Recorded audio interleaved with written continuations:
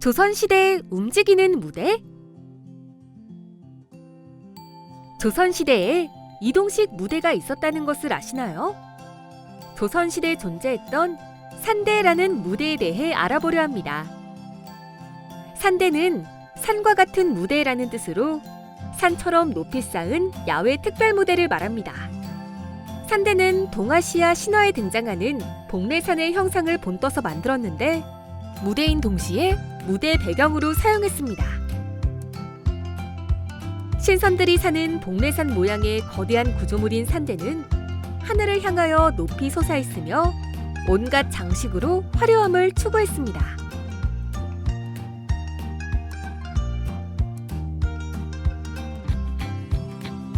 신라 진흥왕 이래 팔관회와 고려시대 연등회를 거행할 때 산대 앞에서 각종 놀이를 공연했습니다. 조선시대에는 중국에서 온 사신을 맞이할 때 광화문 밖의 동서로 거대한 산대 2개를 설치했다고 합니다. 그리고 왕의 환공이나 잡귀를 물리치는 궁중 행사인 나래에는 소규모 산대인 삼붕을 설치했습니다. 산대 하나의 규모는 광화문 높이 정도 되는 거대한 규모로서 수많은 나무 기둥이 필요했다고 합니다. 외형을 만든 다음에는 장인을 동원하여 기이한 바위와 괴상한 돌들로 장식하고 각종 아름다운 꽃으로 완성했다고 합니다. 산대는 봄, 여름, 가을, 겨울, 4계절을 나타내는 대산대도 있었습니다. 2개의 대산대를 만들기 위한 인력은 오른쪽과 왼쪽에 각각 약 1,400명의 군인이 징발되었다고 합니다. 이러한 대산대는 공연 장소에 고정하여 설치했다가 행사를 마치면 해체하였고 재사용할 수 없었기 때문에 다시 새로 무대를 세울 때 많은 인력과 경비가 소모되었다고 합니다. 그리고 대산대를 세우는 장소에 다른 건물이 들어서면서 세울 공간이 충분하지 않았기 때문에 광해군 이후 폐지되었습니다. 후대에는 바퀴가 달린 이동식 무대인 삼붕을 주로 사용했습니다. 삼붕은 사람이 직접 끌고 다니는 이동식 산대이며 산거, 예산대라고도 부릅니다.